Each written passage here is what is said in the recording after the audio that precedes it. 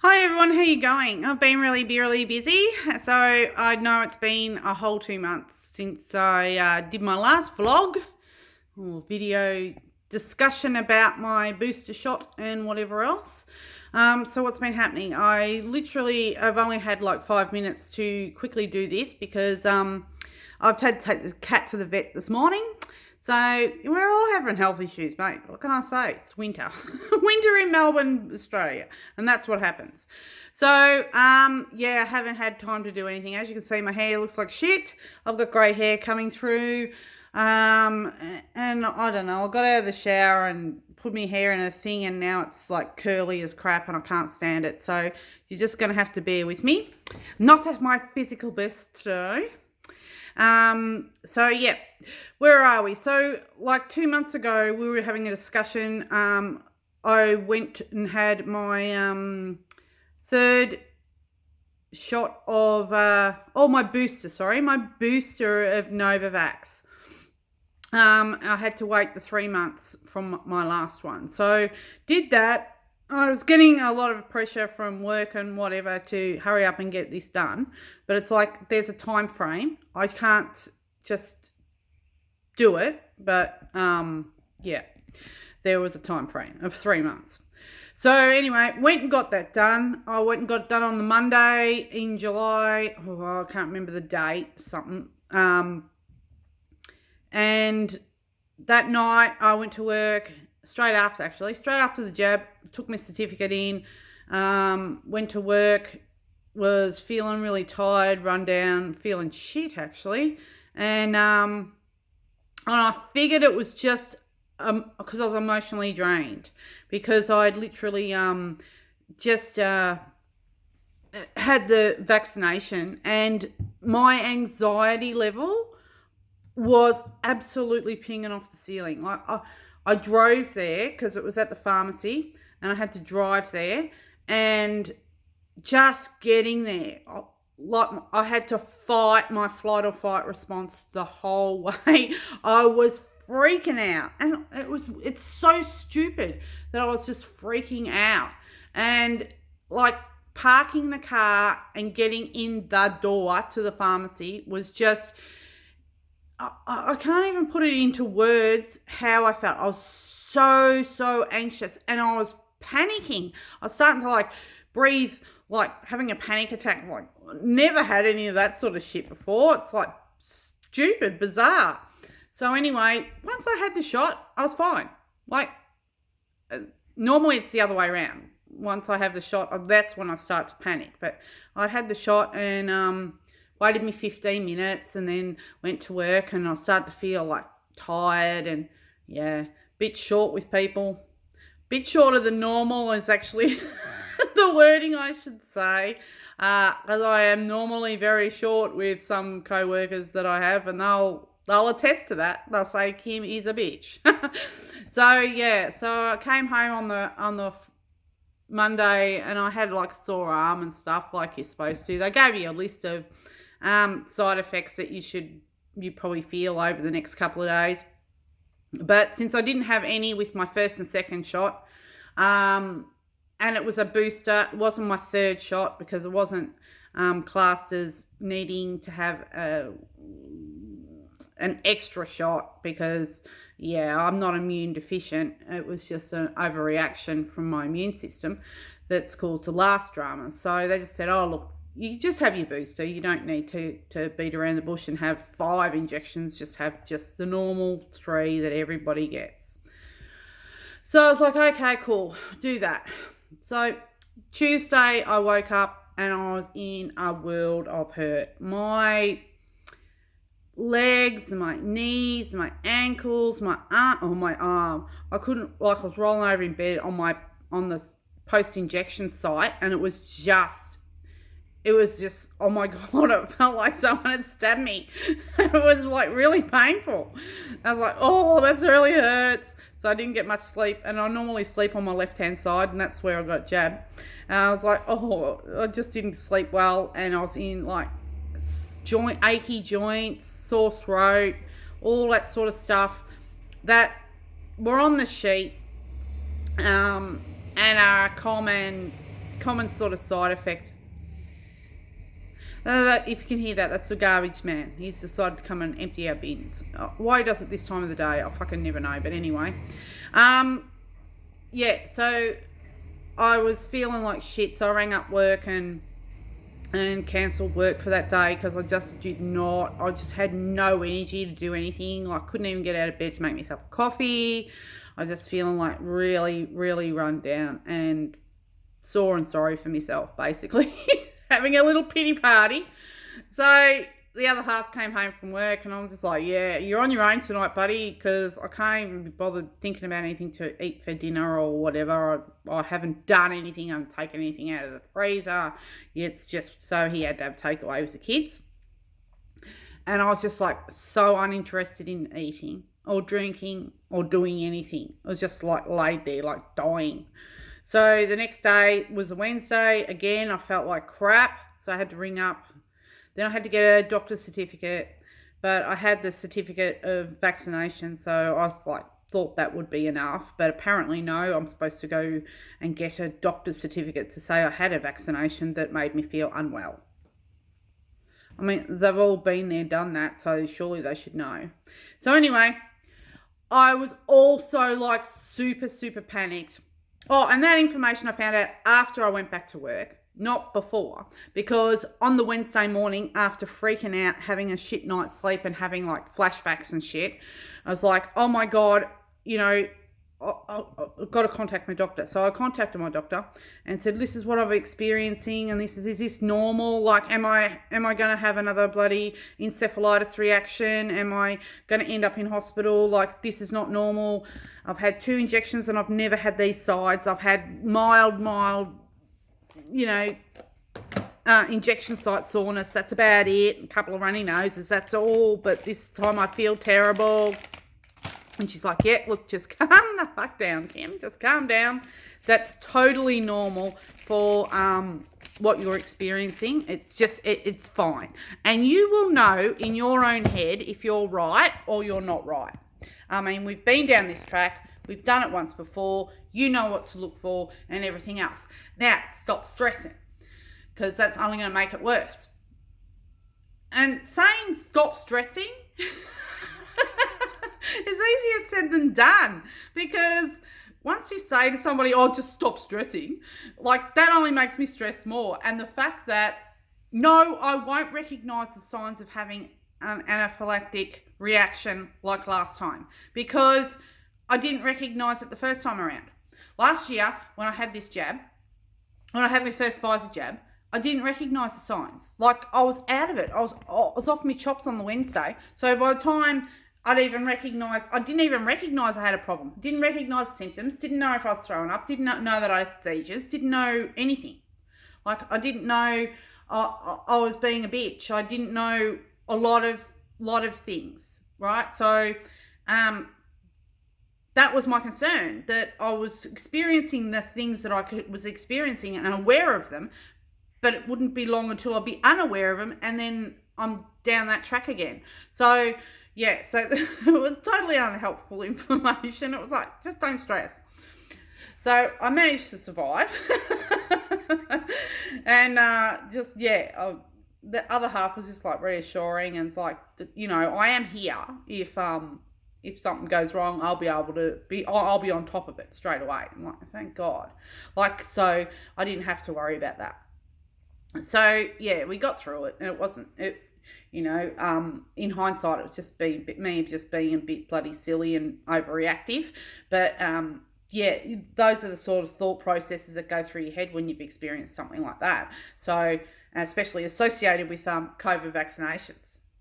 So anyway, at the same time, I got a letter from the hospital saying, could I come into the memory clinic up there and have my cognitive ability assessed, because my doctor had referred me on.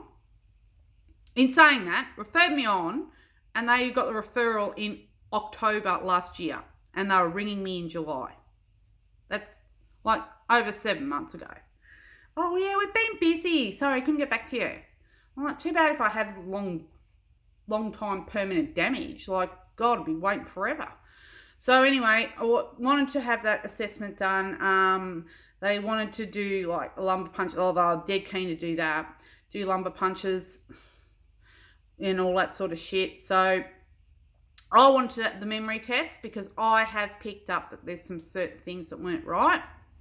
And I wanted to get to the bottom of it. I also really want to come off the Keppra. Like, I've come off Perazidone, I've come off the Pantanzolone, which is an ulcer stomach drug to stop you getting ulcers and stuff from the Perazidone. So I'm really, the next step is to get off this bloody Keppra. And like I've said to you in other videos, how much dosage of this Keppra shit I'm on. And I'm concerned now because coming up to the 30th of August, I will have been on this drug for 12 months. For encephalitis. So not because I had an epileptic seizure. I had an epileptic-like seizure during an encephalitis event, which is synonymous and symptomatic of encephalitis. I have not had a seizure since. Now, they'll say, oh, you haven't had a seizure since because you've been on Keppra. Well, but I wasn't having them before. So, anyway. So, that's a whole nother thing. I thought they would take me off that. But no, apparently I've got to get my neurologist to take me off that. So, anyway, went for the test. Did all these cognitive tests. I was getting a bit stressed out about it because it's a test. And they're getting you to do shit. And it's a test that they give people that have cognitive issues like dementia or Alzheimer's or brain injuries, so to assess a level of memory loss and repetitiveness and vocabulary and speech and all that sort of stuff, which I am aware of. My memory is, well, he reckoned it was really good, but I reckon it's shit because I've always prided myself on having a really, really good recall. And I've noticed there's big lapse. So he's like, oh, well, you're functioning at a level that is normal. And I don't know what you were before. We don't have a baseline, but from what you're telling me, you know, you've suffered some memory loss, and that's pretty normal with given the events and given the swelling that I had of the brain. You will lose chunks of memory and stuff. That's just how it is. So conversations and things like that I'd had in the last 2 years or whatever, or other things, the recall's not as good. So there is a little damage there, but not something that's going to be what he thinks is life-altering going forward or a permanent situation. I will be able to retain memories going forward. So that's a good positive thing. So yeah, he did all those tests and he rang me last week and told me the results and said, you know, it's fine. But what the recommendation is that I go to my GP and get a referral to get some PTSD counselling. Now, that's been brought up before, and I acknowledge that I do need some counselling at some level. I'm just a little bit resistant and hesitant to label it PTSD. And yes, I agree. What I went through was traumatic for me. But when you hear PTSD associated with somebody, normally it's on what I believe to be on a much higher level of trauma.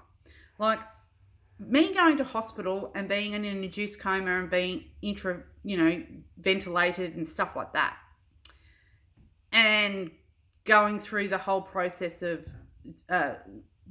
recovery, I don't believe is in the is in the same basket as, say, somebody that is a soldier and is coming back from Iraq or the Ukraine or Kuwait or whatever, who has seen and done some horrible had things happen to them that are horrible, watching friends get killed or getting their own arms cut off or things like that. Like, I just don't think that my level of trauma is the same, and therefore I feel a bit I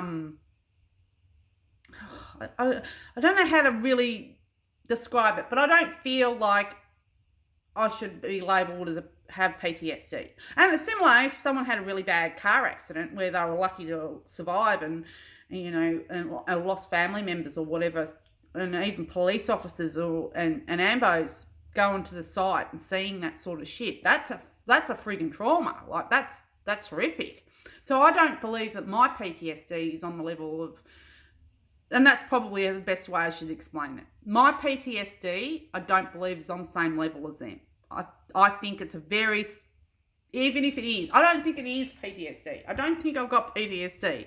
I think I do have a few hang-ups, but I'm more inclined to think that perhaps the emotional issues and the way my coping mechanisms are have more to do with the chemical reactions of the pharmaceuticals that I'm on, like the Keppra, right? So it causes depression. It can cause disassociation, which I've got. I've got no empathy. I've got no sympathy. I've very low tolerance. I have hazy days where I just zone out. Like, I hear people speaking, but if it's not something that's well, when I say interesting, that's actually a different thing. If it's not about me, I tune out. And that's how I basically explain it. I am become a very selfish individual, like a very self-absorbed, selfish, all about me individual. So when the kids are hurt or they are experiencing an event in their life that is, like first love or whatever else, and they're broken up, and I have no empathy, none. I'm apathetic, psychotic, but apathetic. Like, it's awful. And I think later, God, I could have handled that situation a lot better. Like, and I'm defensive all the time. So if they say, this didn't work or whatever, instantaneously I think it's about me. This is where the selfishness comes in. Oh, it's all about me and how I feel because I did that, or I didn't do that, or I'm not a good enough mum, or I'm not this and that and the other. So there's all those emotions going on. And I don't think that has to do with the PTSD as such. I think, there's definitely depression there.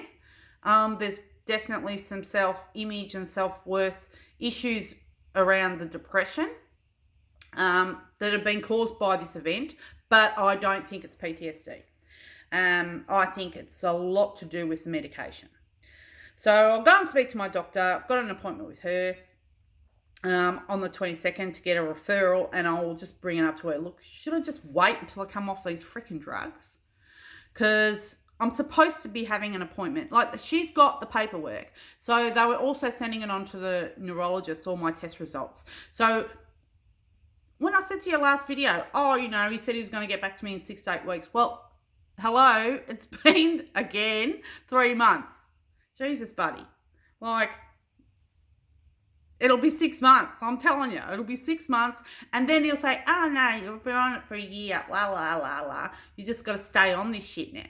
It's like, no, man, what's it doing to me body? Like, what's it doing to me kidneys and me liver and all that sort of stuff? And is my brain become chemically programmed now to recognise the Keppra so that therefore it's always going to be in a constant state of sedation? Like, is it just going to get used to that? am I going to have a seizure when I can't start coming off it? Because all of a sudden my brain's going, oh, I'm going to fire up, and then it's overloading itself and then shutting itself down and then causing a seizure. So these are the things that concern me, and why I want to come off Keppra as soon as I possibly can. So, yeah. Like I said, all this shit goes through my brain. Like, I overthink everything. So, which was half the problem I had when I had the memory test. Was like I was sitting there overthinking it. What's the right answer? What's the right answer? So, no, just remember these words. And I'm like, I don't know that I can do this. So, yeah. So I came out of there feeling like a dunderhead. I was like, come on out. I was like, oh my God, I'm so dumb. I think I failed my test. My mother's looking at me like, what do you mean? Because she came down to help me out because I couldn't be able to drive or anything. So I'm like, yeah. Well, she said, how'd you go? I'm like, no, Mum, I think I failed. I think they're going to come back and go, yeah, she's permanently brain damaged. Like, and I shouldn't laugh about that because some poor people go through that sort of shit. But I mean, what can you do? I'm like, it's just me. I'm just a constant overthinker. Like, I just overthink everything. Like, and I'm just like trying to read in between the lines, like, what does he want me to say? Like, what do I, simple shit. Yeah. So but he seems to think that a lot of it could be overcome by some counselling and just working through some of the issues and emotional things that are surrounding the whole incident. And I think there's something in that, but I wouldn't label it PTSD. So I'll definitely want to speak to someone and say, this is what I experienced and this is the end result. What do I do? How do I cope with it? And at least have it validated by somebody, like that it actually happened, and because sometimes it's just not real. But in saying that, and then I have to take my drugs every day, so it makes it pretty real. So yeah, so that's where we're at. So other than that, not lots. Lots been happening. Been crazy working with aged care, obviously an industry that's friggin' well under resourced, and we're overworked and stuff like that. So. And that's another thing. I mean, having no apathy is not something. Having no empathy is just, or sympathy, is just nothing. It's not good for my work, because you can disassociate, and it makes it easier if you're not emotionally involved with your clients or your residents. But in my case, I'm not able. Never been able to do that, and I just look at them as being, my grandparents, and if they pass away or whatever before I had my jab, if they passed away, I'd be devastated. I'd be very upset about it, and it was always a draw straws on who was going to tell me that so and so had passed away, because I would be emotionally upset, very upset. Now it's just well. We are in God's waiting room. Death happens. And I don't want to be that worker, because I think personally, I think that if you lose that emotional caring for somebody, then what good are you as a carer? You're no good, because you don't have any sympathy for people, or apathy, or empathy. And I mean, this is someone's grandma. This is someone's mum. This is someone's sister. You got to be a care. And look, they are caring individuals, and how they emotionally disconnect, I don't know.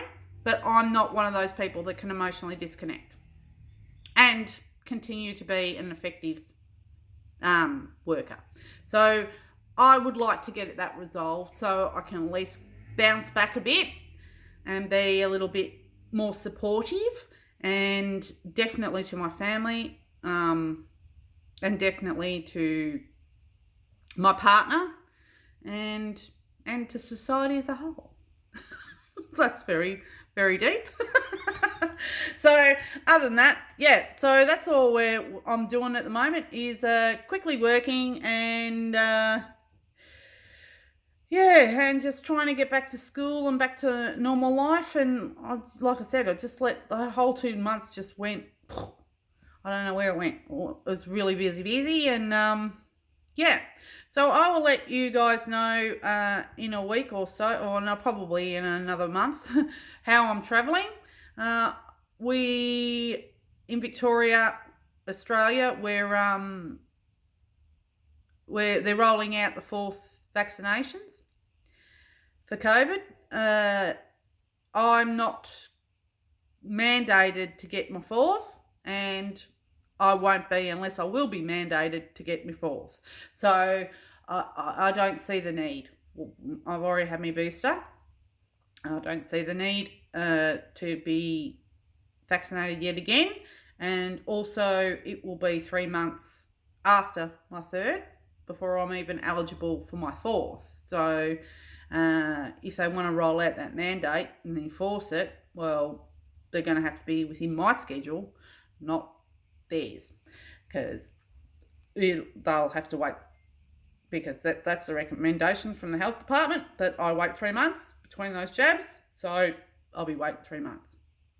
All right, well, I'm going to love you and leave you and do something with my hair because it's pissing me off. Everyone said, oh, love the curly hair, love it. I'm like, yeah, until you've got curly hair, and then you just want to straighten it. And I've got to do something about the dyeing thing. So hopefully next time you see me, I'll have a new do. And I'll be a little bit more prepared. And I'll have some more relevant information. So I'm going to love you and leave you. Stop messaging me. I'm fine. Like I said, no news is good news. And I'll hopefully won't leave it too long to get some information back to those people. But if you're thinking of getting your booster or your first or second Novavax, I reckon go for it. Like I said, I've only had the very, very light symptoms. So